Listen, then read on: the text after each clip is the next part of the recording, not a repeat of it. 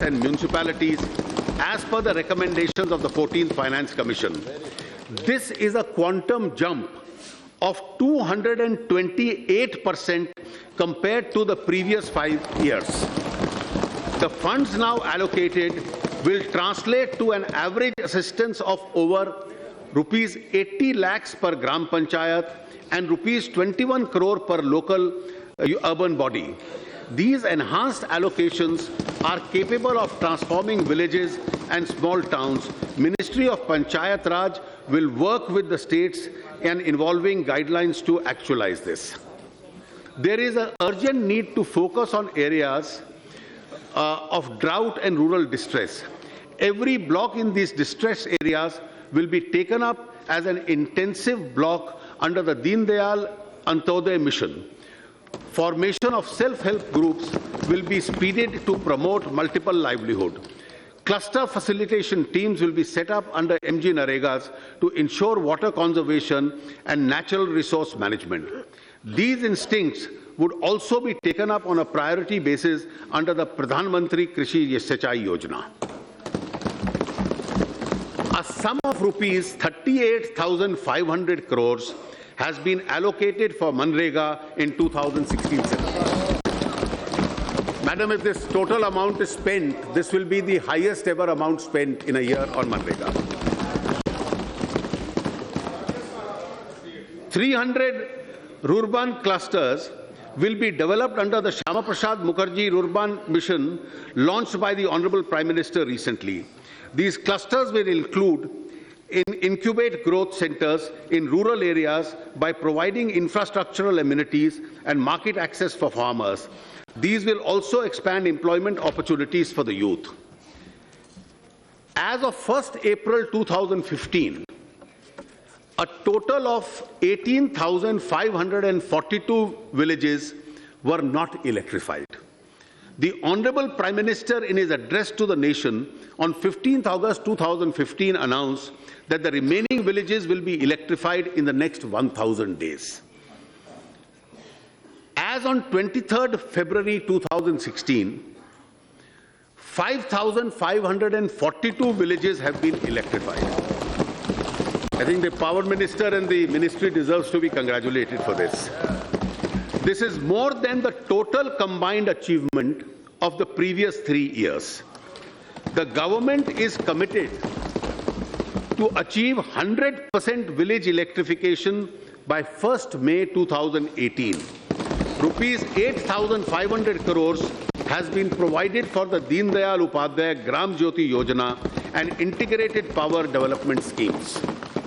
Swachh Bharat mission is India's biggest drive to improve sanitation and cleanliness, especially in rural India. This subject was very close to the heart of the father of the nation. For the first time since independence, the Parliament has had a comprehensive debate on sanitation. This has become a topic of discussion in almost every home.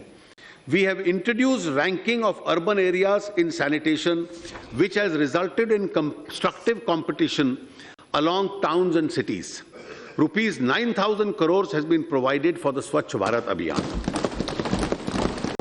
In order to continue this momentum, priority allocation from the centrally sponsored scheme will be made to reward villages that have become free from open defecation. We need to derive greater benefit from the demographic advantage. We need to spread digital literacy in rural areas.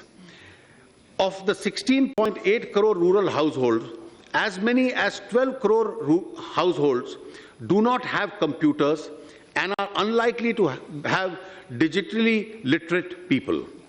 We have approved 2 schemes to promote digital literacy: National Digital Literacy Mission and Digital Saksharta Abhiyan. We now plan to launch the Digital Literacy Mission scheme for rural India to cover around 6 crore additional households in the next 3 years.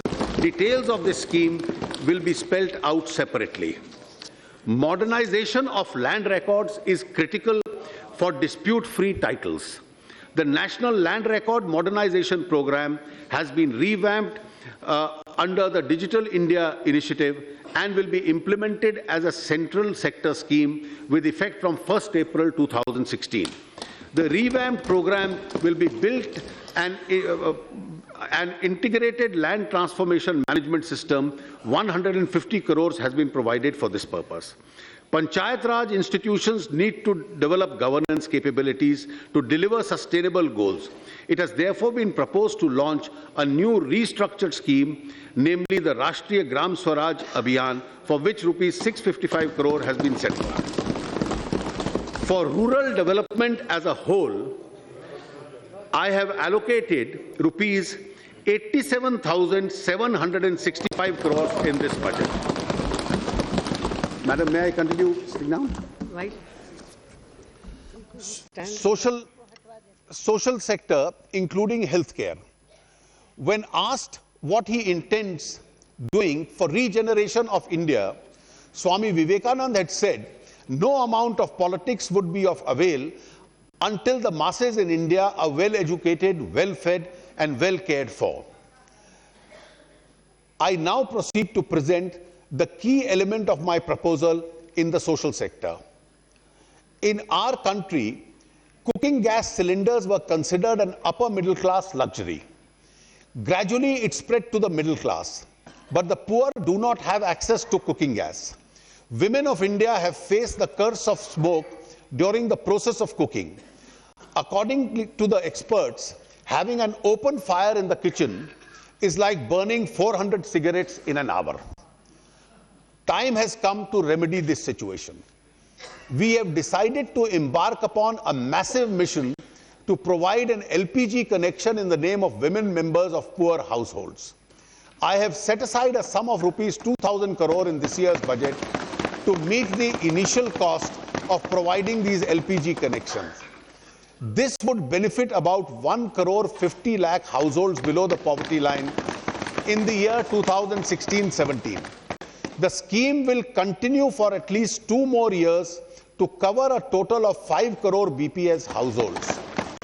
This will ensure universal coverage of cooking gas in the country. This measure will empower women and protect their health. It will reduce drudgery and time spent on cooking. It will also provide employment for rural youth in the supply chain of cooking gas. I want to take this opportunity to express our gratitude and appreciation of 75 lakh middle class and lower middle class households who have voluntarily given up their cooking gas subsidy in response to a call given by the Prime Minister. Their gesture is a matter of pride for the country. Catastrophic health events are the single most important cause of unforeseen out-of-pocket expenditure, which pushes lakhs of households below the poverty line every year. Serious illness of family members causes severe stress on financial circumstances of poor and economic weaker families, shaking the foundations of economic security. In order to help such families, the government will launch a new health protection scheme which will provide health cover up to rupees 1 lakh per family. For senior citizens of the age of 60 and above belonging to this category, an additional top-up package of rupees 30,000 will be provided. Quality medicines, making quality medicines available at an affordable price has been a key challenge. This will reinvigorate the supply of generic drugs. 3,000 stores under the Prime Minister Jan Aushadhi Yojana will be opened during 2016-17. Almost 2.2 lakh new patients of end-stage renal diseases get added in India every year, resulting in an additional demand for 3.4 crore dialysis sessions. With approximately 4,950 dialysis centers in India, largely in the private sector, concentrated in major towns, the demand is only half met. Each dialysis session costs around rupees 2,000, an annual expenditure of more than rupees 3 lakhs. Besides, most families have to undertake frequent trips for long distance to access dialysis services, incurring heavy travel costs and low wages.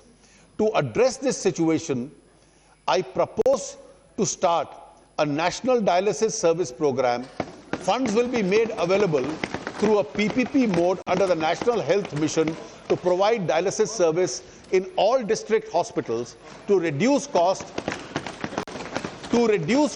I propose to exempt certain parts of dialysis equipment from basic customs duty, excise CVD and SAD. Scheduled caste and scheduled tribe entrepreneurs are beginning to show great promise in starting and running of successful businesses. The Prime Minister had given a call for promoting entrepreneurship amongst the SC/ST to become job providers rather than job seekers. I am happy to inform you that the Union Cabinet has approved the Stand Up India scheme to promote entrepreneurship amongst SC/ST and women.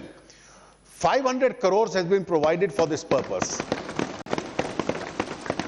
The scheme will facilitate at least 2 such projects per bank branch, 1 in each category of entrepreneur. This will benefit at least 2.5 lakh entrepreneurs in this